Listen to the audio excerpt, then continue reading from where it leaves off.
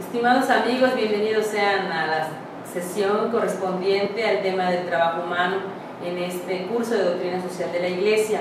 Vamos a comenzar con una oración inicial. En nombre del Padre, del Hijo y del Espíritu Santo. Amén. Ven Espíritu Santo, llena los corazones de tus fieles, enciende en ellos el fuego de tu amor. Envía, Señor, tu Espíritu y todo será creado y se renovará la paz de la tierra. Oh Dios, que has instruido los corazones de tus fieles con la luz del Espíritu Santo, danos a saber rectamente la verdad según tu mismo Espíritu y gozar para siempre de tus consuelos. Por Jesucristo nuestro Señor. Amén. San Francisco de Asís, ruega por nosotros. San Juan Pablo II, ruega por nosotros. En el nombre del Padre, del Hijo y del Espíritu Santo. Amén. Bueno, pues quedamos en manos del doctor Antonio Buenfil Guillermo, formador de esta escuela. En esta ocasión, que pues ha de ser quizás la número 10 o 15, ya no recuerdo las veces que he tenido el honor de venir a compartir un poquito este importante tema acerca del trabajo humano. Sacando cuentas, cuando preparaba yo los diferentes aspectos que vamos a compartir, me llamaba profundamente la atención un pequeño cambio en el nombre que se le dio a este módulo. En épocas pasadas le llamábamos el trabajo humano como primacía de la actividad humana, se le titulaba como ¿qué importancia tiene el trabajo? Y este año, con mucha alegría y mucha sorpresa grata, se decidió ponerle el trabajo humano clave de la cuestión social. Y me puse a meditar fuertemente en este cambio que parece inocuo, que parece sin ninguna trascendencia, y después de analizarlo me doy cuenta que es un cambio que es providencial, el término. La razón es de que el trabajo por sí solo puede ser entendido de diferentes maneras, ¿verdad? Pero cuando se le pone este adjetivo, el trabajo es la clave de la cuestión social, empezamos a entender la verdadera importancia de la doctrina social de la Iglesia. Es decir, cuál es la palabra, cuál es la postura de la Iglesia frente a esta importantísima cuestión de la vida. Si ustedes hacen un poquito de memoria, esta palabra clave les va a sonar a algunas cosas conocidas. Vamos a ver si se acuerdan. Por ejemplo, hay la clave musical, ¿verdad? Pero hay algo que en términos de las elecciones de los papas se utiliza. ¿Cómo se le llama? Cuando los cardenales se reúnen a elegir un nuevo papa, se les dice: los cardenales están en conclave. Es decir, la palabra clave o conclave significa llave, y por eso el conclave viene de con llave, porque los encerraban para que hicieran su trabajo, ¿verdad? O sea, estaban bajo llave, estaban encerrados para que estuvieran totalmente concentrados. Bueno, pues yo tomo esta acepción para iniciar esta reflexión profunda acerca de la dimensión social del trabajo. ¿Y por qué razón se convierte esto en la llave de un nuevo orden de cosas? ¿Qué es lo que este módulo nos quiere decir? Esto tenemos que partir de algo. Decía ahí, clave de lo social. ¿Qué significa significa social? Pues significa, viene de la palabra latina socialis, que significa sociable. Es decir, algo que tiene que ver con la naturaleza social del ser humano. El ser humano está hecho no para vivir solo, no para vivir, aunque haya gente que de pronto se retira y si recuerdan los personajes de las películas, ¿verdad? Estos ermitaños o los que vivían así en el bosque, esos son casos muy aislados. La realidad es que el hombre es un ser social. Ya lo definía ahí un filósofo, ¿verdad? El hombre es el animal social. ¿Sí? Y esto nos prepara para entender que el hombre no puede vivir fuera de una sociedad. Hay un libro que yo he visto que está aquí también, que les recomiendo mucho. La doctrina social de la Iglesia ha editado este libro. La comisión que hizo el catecismo de la Iglesia Católica, ahora es un grupo de teólogos alemanes, se dio a la tarea de editar este libro, que explica de una manera muy puntual, muy interesante, la doctrina social de la Iglesia. Veo que aquí hay, así es de que quizás los tengan a la venta, si después de esta sesión lo quisieran adquirir. No es muy barato, pero vale la pena. Bueno, en primer lugar entonces el punto de partida es: el hombre es una persona que vive en convivencia humana. La segunda cosa tendríamos que decir, bueno, eso es la parte social. Y la pregunta es: ¿por qué la Iglesia tiene una doctrina social? Bueno, pues basado precisamente en esto, el hombre es profundamente social. Y la razón humana nos dispone para poder comprender lo que es justo y lo que es injusto en las relaciones. Casi podría yo asegurar que las personas no necesitan estudiar mucho para saber por simple sentido común cuando algo que te pasa, algo en lo que estás trabajando, algo en lo que ocurre en las comunidades, en la sociedad, cuándo es justo y cuándo es injusto. Y de lo que uno trata entonces es de que vivamos en un orden correcto. Hay una palabra hermosísima para distinguir lo que es correcto de lo que no es correcto. La palabra equilibrio. Cuando las cosas están en equilibrio, podríamos decir, el asunto, la cuestión va correcto. Y para que exista esto, para que exista justicia, se necesita amor, para que ese equilibrio, esa justicia sea plena. La justicia por sí sola, en ocasiones, no beneficia al más débil. Cuando le metemos amor, que en términos de iglesia le llamaremos misericordia, entonces la justicia se vuelve plena, se vuelve justicia divina. El segundo aspecto que tiene que ver como punto de partida, bueno, ¿qué o cuáles son las tareas, las metas que tiene la doctrina social de la Iglesia? Y vamos a distinguir dos muy importantes. Vamos a distinguir, en primer lugar, que la doctrina social habla de un compromiso para garantizar precisamente una actuación justa, ya no solamente basada en el orden humano, sino basada en el Evangelio.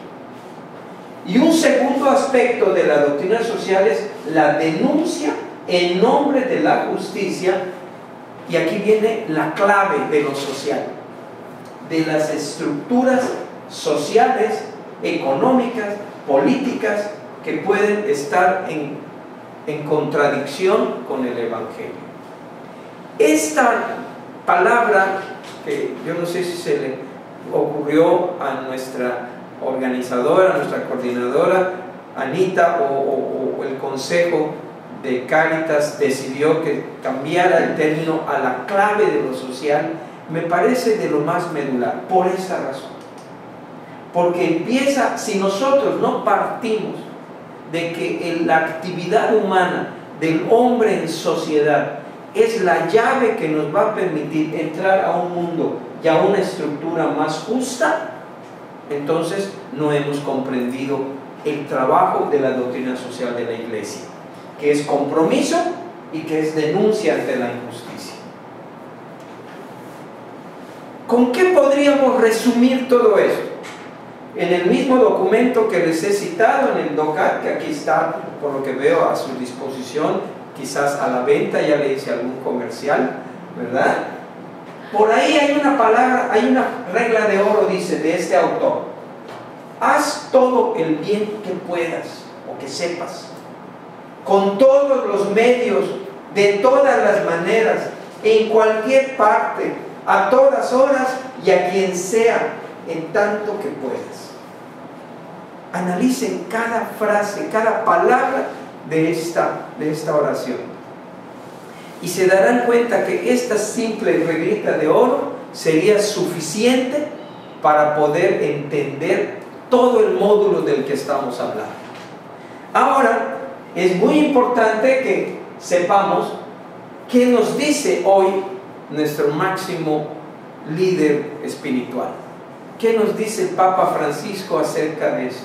Y dice: no puede ser que no sea noticia que muere de frío un anciano, podríamos decir un niño, una madre, una persona en la calle, y que sí sea noticia la caída de 1 de 2 puntos de la bolsa de valores.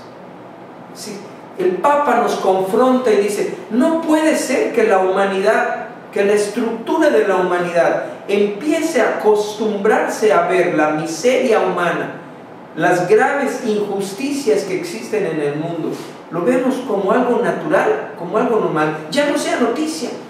Y en cambio sí es una gran noticia cuando la bolsa de Nueva York o de México, de Tokio, de donde quieran, se desbalancea.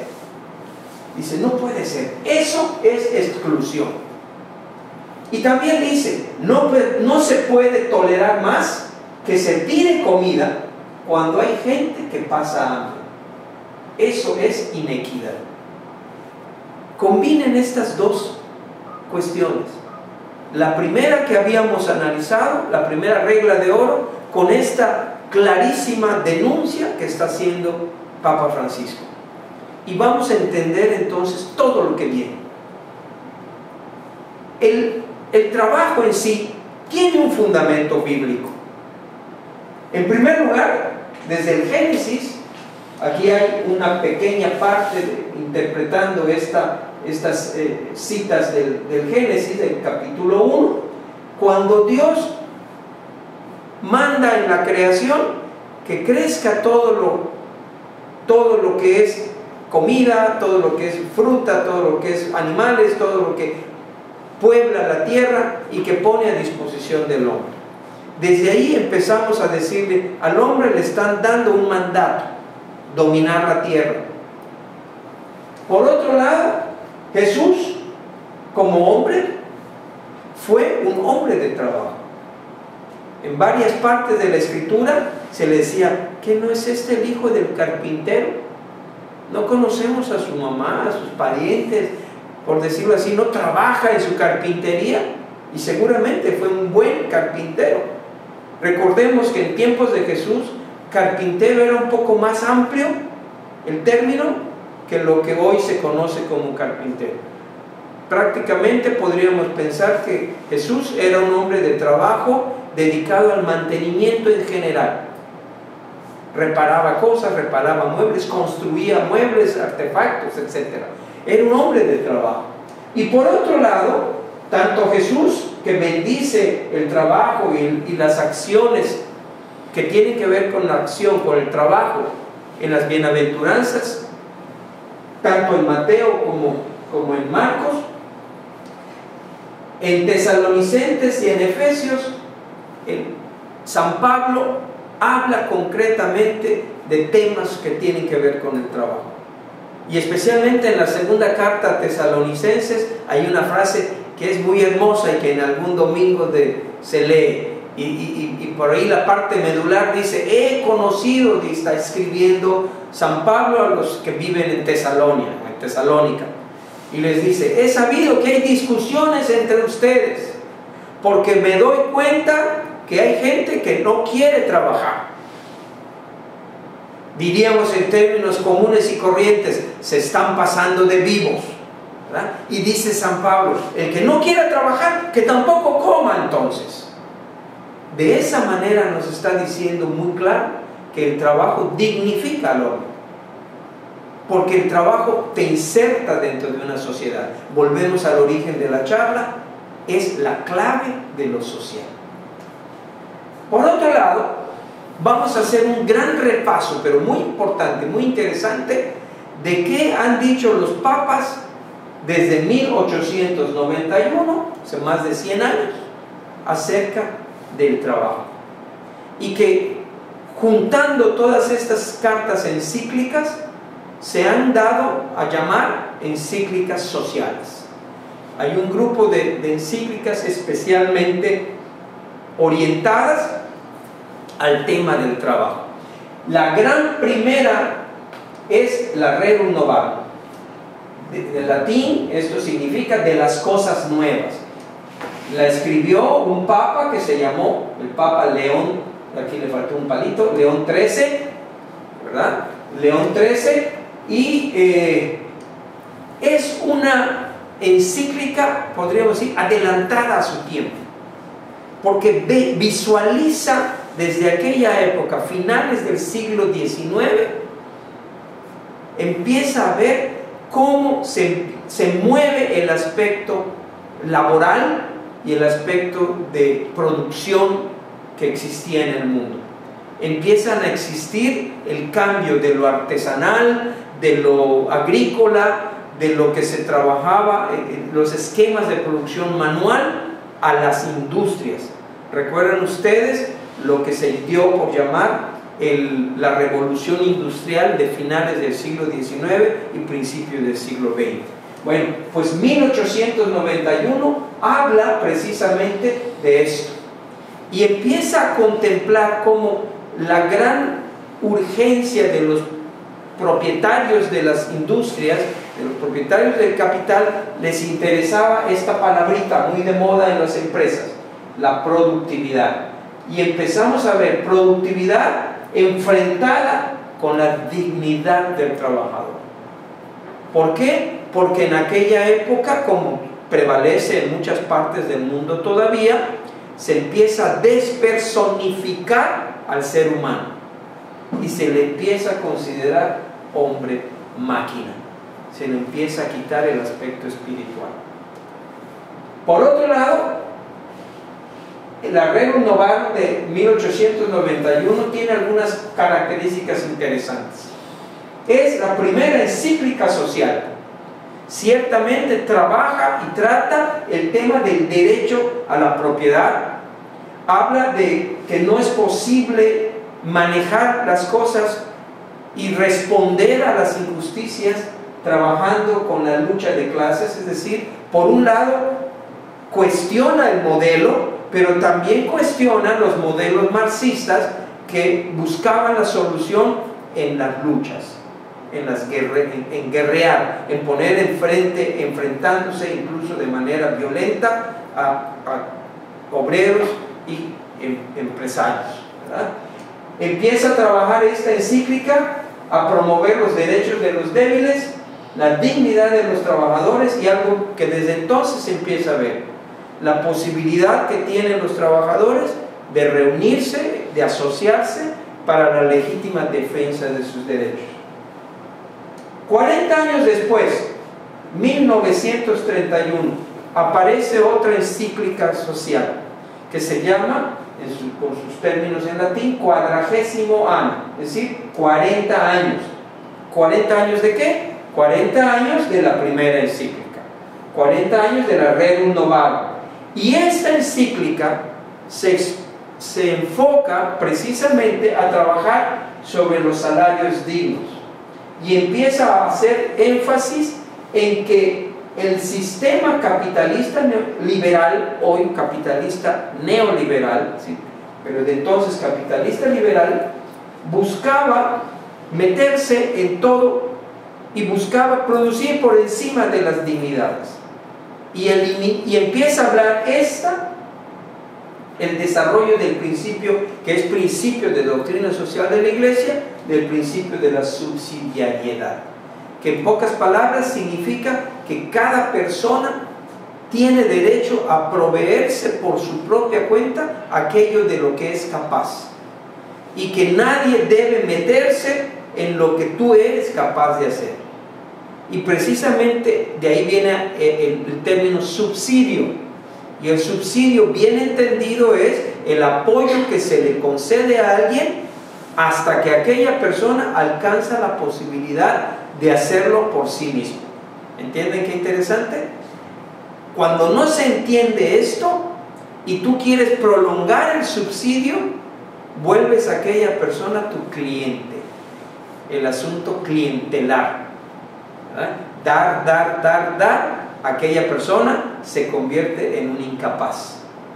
Pero maliciosamente, si tú estás otorgando subsidios, el subsidio se vuelve una herramienta de manipulación.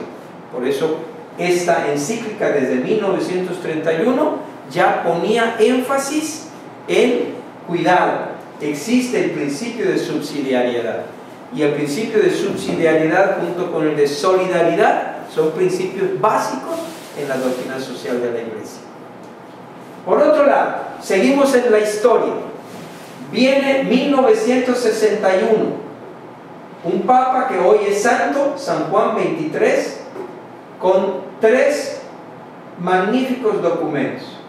En primer lugar, que es Pacem in Terris, es paz en la tierra, 1963, la Gaudium in Spes, y otra que se llama Declaración Dignitatis Humanae, que son 2 documentos que surgieron del Concilio Vaticano II. Recuerden que el Concilio Vaticano II se arranca en los años 1962 y termina en 1965. ¿verdad? Y de ahí surgen una serie de documentos que emanan de este gran movimiento de la Iglesia y que siguen tocando el tema del trabajo. El Mater y Magistra, que es el de 1961, habla del verdadero fin de la doctrina social de la Iglesia. Y vean a dónde se va: a crear una auténtica comunidad que no solamente se fije en las necesidades materiales, sino que a la par de desarrollar las necesidades y la manera de solventar las necesidades personales, trabaje al mismo tiempo el aspecto de la dignidad del ser humano. No se permite, no es válido considerar que por trabajo vayas en contra de tu dignidad humana. Primer punto. Y esto es la síntesis de la Madre y Maestra, Mater et Magistra, de Juan 23.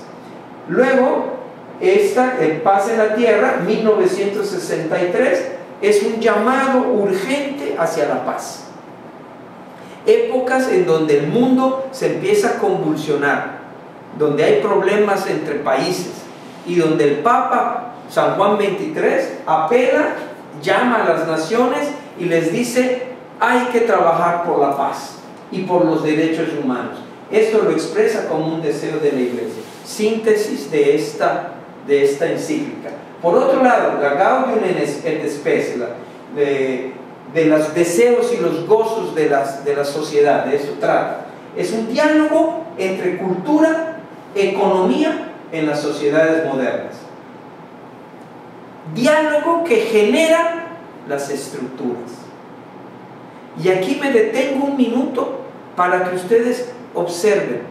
Las estructuras en cualquier tipo de organización es lo que va a definir cómo va a ser el movimiento, cómo va a ser el statu quo, cómo va a ser la situación de esa comunidad o de ese negocio o de esa casa o de esa familia o de esa empresa.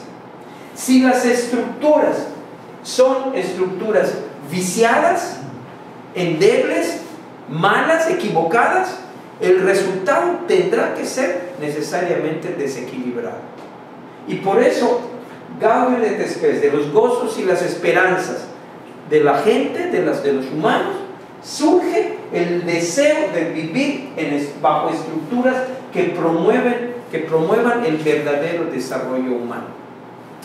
Por otro lado, esta declaración Dignitatis Humanae, o sea, de la dignidad humana, también de 1965, toca otro aspecto que este documento lanza a las naciones: la declaración de libertad religiosa en todas las naciones, un deseo de la Iglesia, de decir, en un sentimiento profundamente ecuménico y respetuoso, vamos a velar, promueve esta declaración pastoral, que haya verdadera libertad religiosa en los países.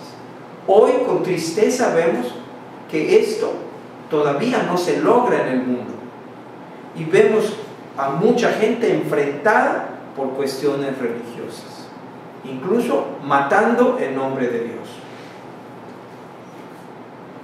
Nos vamos más adelante, llegamos a 1967, un papa extraordinario, hoy beato, declarado beato, el Papa Pablo VI.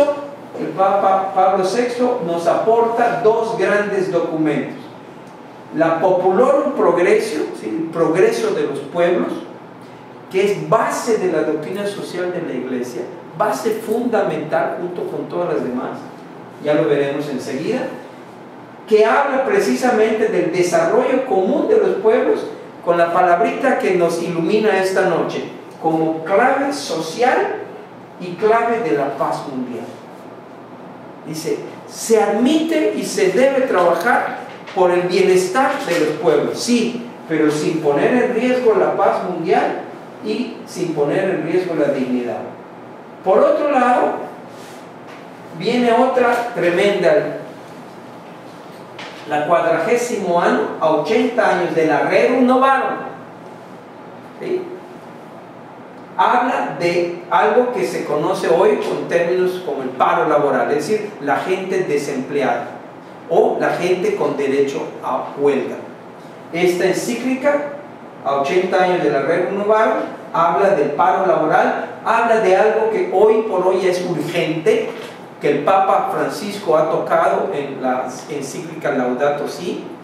Habla precisamente de la problemática ambiental y del crecimiento poblacional y sus consecuencias. Vean qué profética son las encíclicas que tocan dentro del magisterio de la Iglesia problemas que son hoy totalmente actuales y totalmente importantes. Llegamos a nuestro santo patrono de esta organización, ¿verdad?, a San Juan Pablo II. 1981, Laborem Exercens, es decir, el trabajo humano, el ejercicio del trabajo. Y también la solicitud rei socialis, las necesidades o las que presentan las sociedades, 1987. Y por otro lado, la centésimos años, es decir, a 100 años de distancia, ¿de cuál? 100 años, 1991, ¿se acordarán? 100 años de la Rerum Novarum.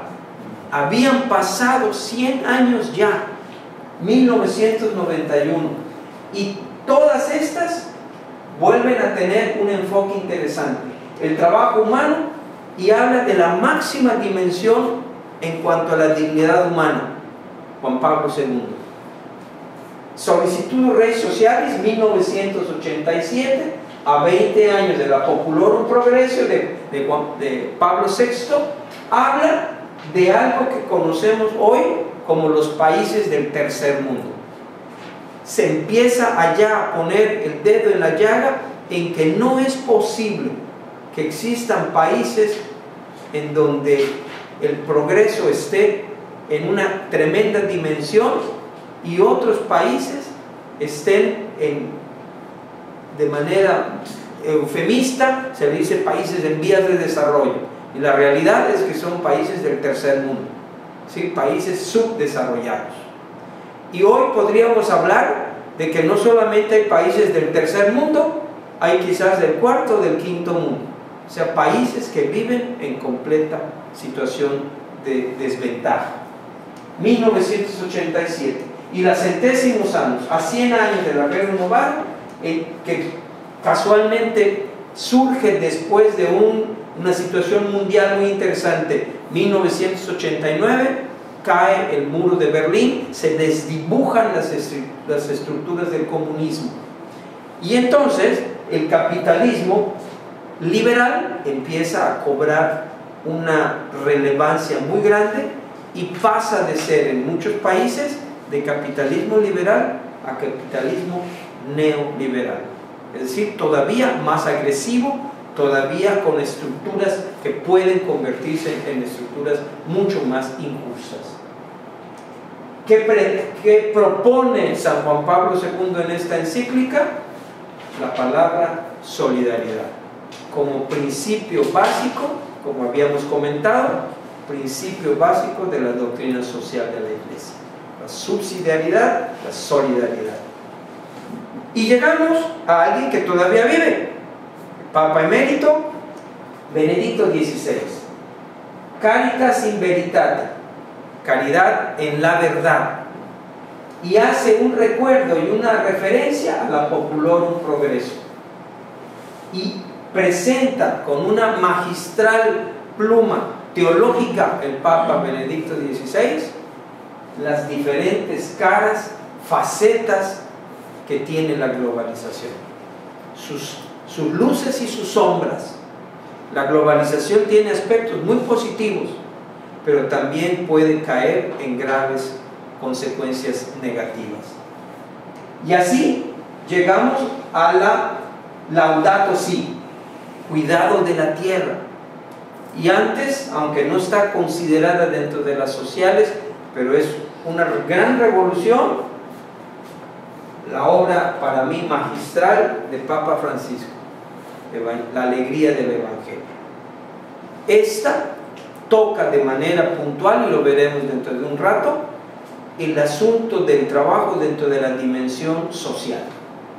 Bueno, pero Papa Francisco, con Laudato Si del 2015, un documento bastante nuevo, habla de cómo salvar el medio ambiente, porque es un derecho de todos los hombres, y habla de un desarrollo integral digno para los hombres. Y recientemente, hace apenas unas semanas, el Papa Francisco ha creado un nuevo, por decirlo así, una nueva secretaría de Estado dentro del Vaticano, que se llama el Dicasterio del Desarrollo Humano Integral, en un homenaje a los 50 años de la Populorum Progresso. Y en este importantísimo dicasterio trata precisamente el Papa de hablar de lo que es el desarrollo integral, y recuerda algo que decía: el desarrollo integral ha de entenderse como ese progreso equilibrado de todo hombre y de todo el hombre, es decir, para todos y en todos los aspectos de la vida, para que sea verdaderamente desarrollo integral. Pensémoslo en lo humano. Si a nosotros nos crece un pie nada más o unas manos, seríamos unos monstruos. Para que tú puedas decir tienes un desarrollo integral, te tienen que crecer los miembros del cuerpo al mismo tiempo que desarrollar tu cultura, desarrollar tu inteligencia, desarrollar tus habilidades físicas, etc. Para que puedas decir tengo un desarrollo integral. Pues se trata, dice el Papa Francisco, de integrar en primer lugar a los diferentes pueblos de la tierra. No es admisible, dice Papa Francisco, que algunos vayan muy bien y otros vayan terrible. Primer punto del desarrollo integral: para todos los pueblos. Segundo aspecto, el deber de solidaridad nos obliga a buscar maneras más inteligentes, más equitativas, más equilibradas para que el reparto de la riqueza sea equitativo, que todos tengan acceso a las riquezas y que no haya lo que se está produciendo en muchas partes del mundo, luchas y guerras por el dominio de los recursos naturales. Para que no haya esa dramática desigualdad de los que tienen mucho y los que no tienen nada. Y por eso Él descarta el que descarta y el que es descartado. Hoy vivimos lamentablemente en una sociedad del descarte, del que no sirves, del que tú no entras, una sociedad de exclusión. Por otro lado, también dice, este desarrollo integral es el camino de la integración entre los pueblos, hace posible para la humanidad un futuro de paz y esperanza.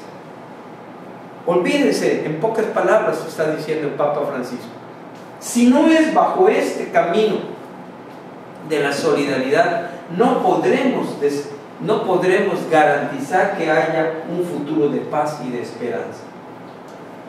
Aparte, en correlación con doctrina social de la Iglesia, este nuevo dicasterio se fija en esto.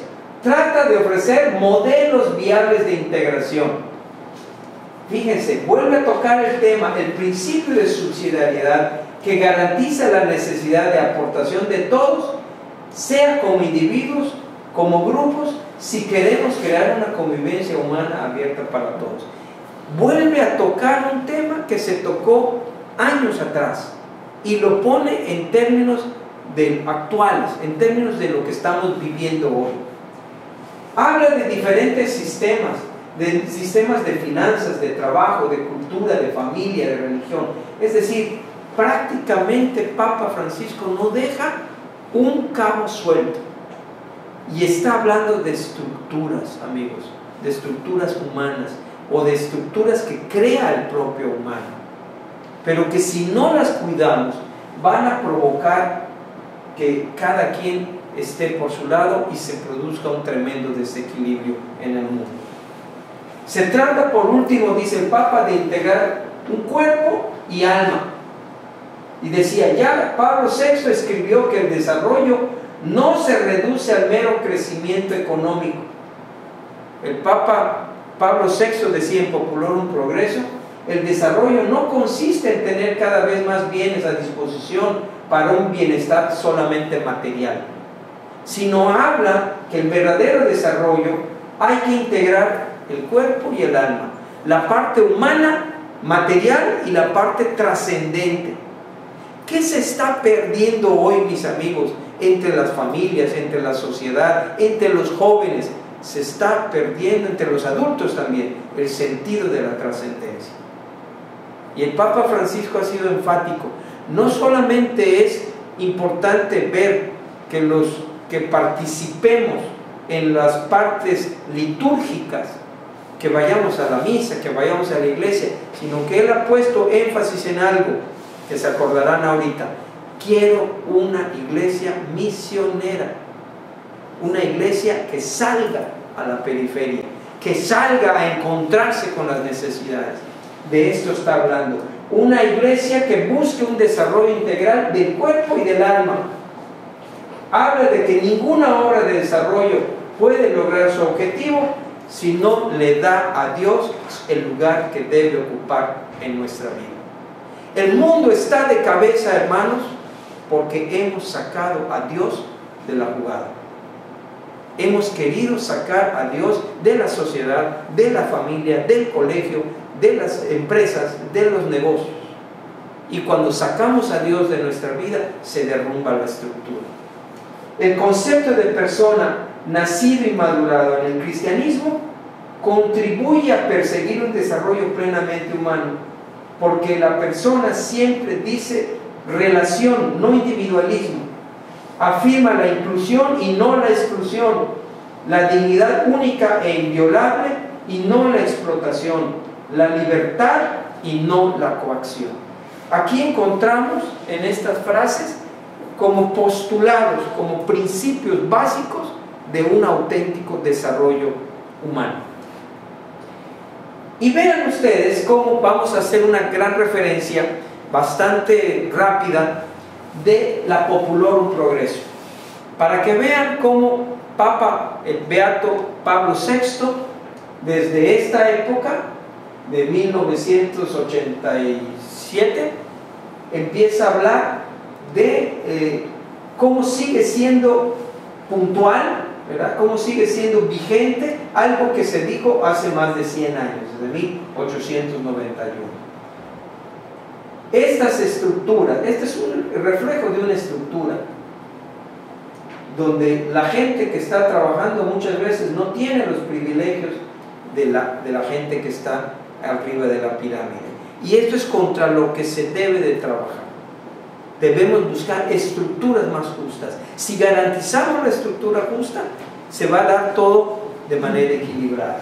La Populorum Progreso, en el número 11, nos revela: la Iglesia ha apostado a favor del progreso de las personas, ha apostado por el desarrollo integral del hombre.